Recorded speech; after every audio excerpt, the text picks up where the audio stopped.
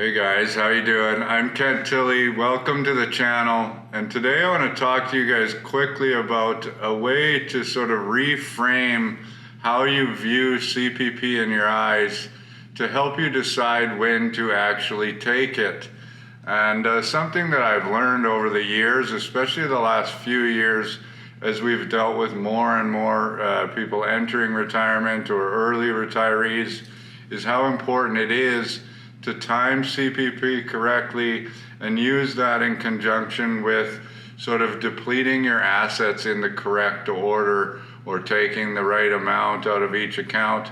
Of course, investments are important, but those are part of the equation that we cannot control, and so is your longevity. So it's tough to make these decisions, but we need to sort of put them all together. And so today, that's what I'm going to try and do, is reframe this idea in your mind, maybe give you a little bit of help as to how to choose when to take CPP and OAS.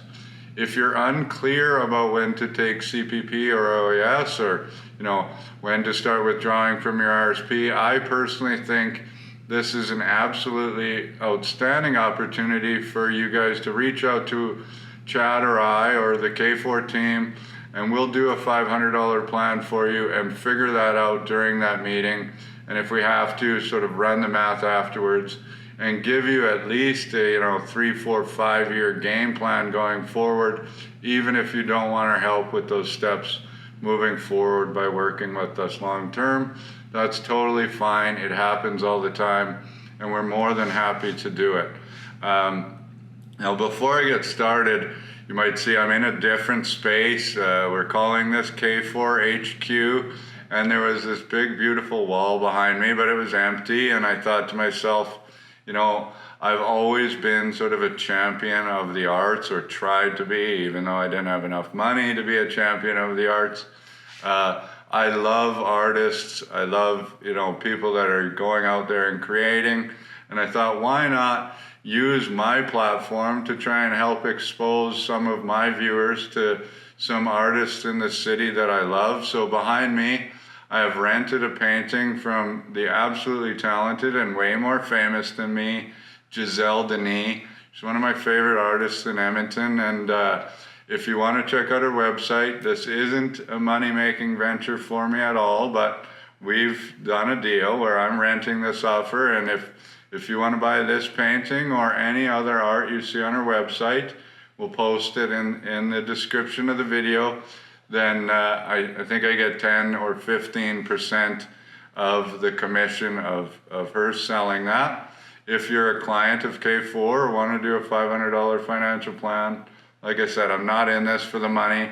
I'm in it to try and help, give some more viewers access to these wonderful artists, and hopefully we can sell this one, and then I can find a new artist in Edmonton that's amazing and have another beautiful painting behind me. So I will give that discount to you if you're a client of K4. I have no problem with that. Like I said, it's not about me trying to make a bunch of money. Okay, sorry about that. Let's get into this. Now, the way that I want you to really view CPP is like a very safe RSP.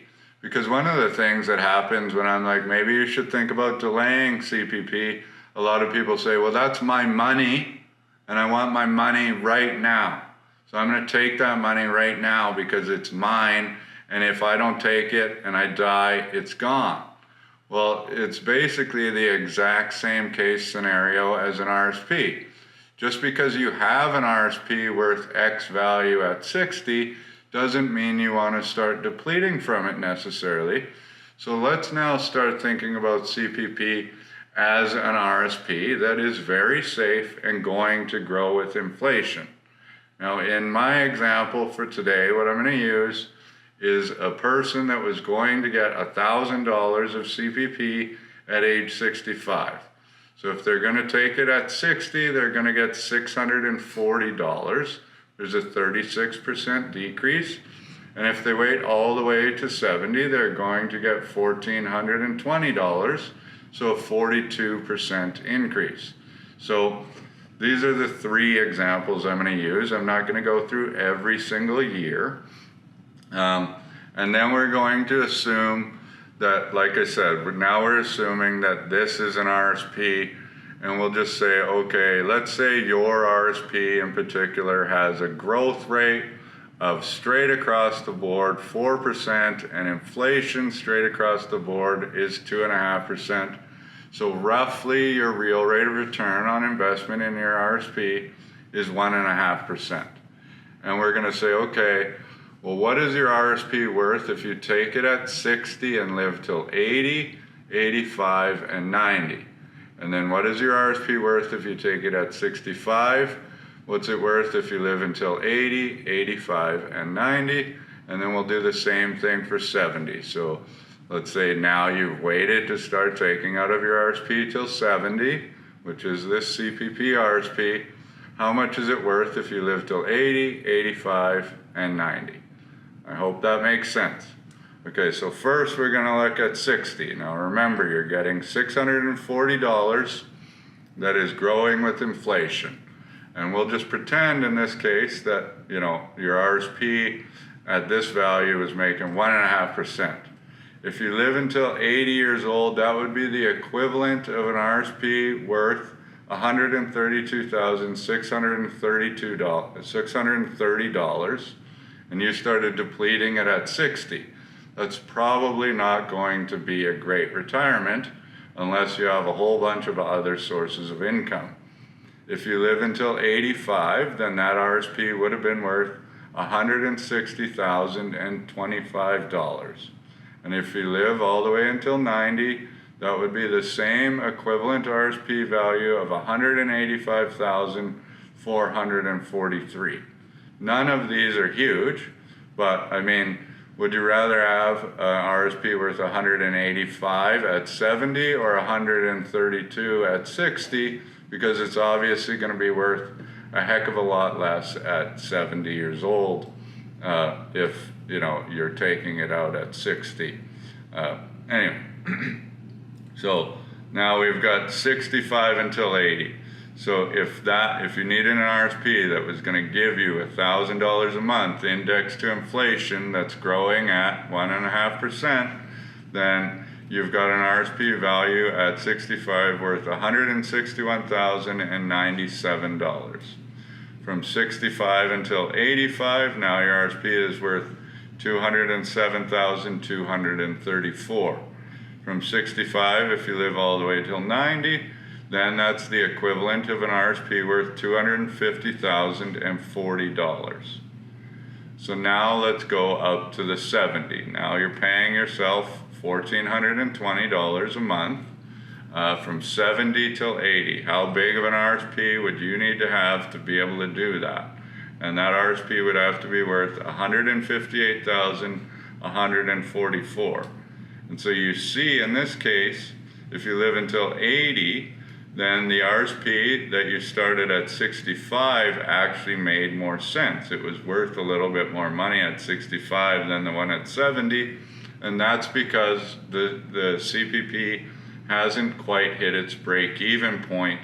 So basically, you know, if you know that your longevity is going to be less than 82, you certainly do want to take CPP early, but who knows that? A lot of the planning we do is planning for at least one of the spouses to live till 90, unless they tell us otherwise. So now we've got 70 to 85. If you needed an RSP that was going to pay this much, indexed to inflation from 70 to 85, it would have to be worth $228,758. And if you're living all the way until 90 at this rate, so obviously the longer you live, the better it is to delay. If you assume you're going to live till 100, yes, you should certainly delay CPP no matter what. Then that's an RSP value worth $294,273. So this isn't to tell you anything other than the point I guess I try and make with this is that just because you have access to it doesn't mean that's when you should take it, because there might be a better way. And I don't know, you can't tell that unless you look at every piece of the puzzle and say, okay, this makes sense in this scenario, this makes sense in this scenario, and no two people are identical, and no people's needs are identical. So yes, I know that, you know, you want to do more spending in the early years of retirement, so you need more money in the early years, but maybe that's by, you know, depleting your RSP a little bit earlier and then having sort of this enhanced CPP and OAS potentially in your later years that should actually fund pretty much the majority of your life in your 80s, because you're probably not doing a whole heck of a lot. And then, you know, at least if you live well into your 90s, that you're still going to have this income, because it's certainly quite difficult for somebody to make their income last all the way till 100 years old unless they made a lot of money and saved a lot of money and investments did really well and so on and so forth. So just something to keep in mind, especially if you're on the borderline of like, can I retire for sure or super comfortably? If you're really wealthy, I mean, this isn't going to be a huge difference. There's obviously some planning we can do, but it's not going to make or break your retirement by making the wrong timing choice. But if you're really like unsure if you can retire, this is when you want to make sure that you're making the right decision. And that's all I really wanted to sort of discuss in this video. Thank you guys very much for watching. If you haven't already, please like and subscribe, and we'd love to hear from you. And again, check out Giselle's website. She's amazing. And this one's a lot different than the most of the ones she does, but I love it. So thanks again for watching. We'll see you soon.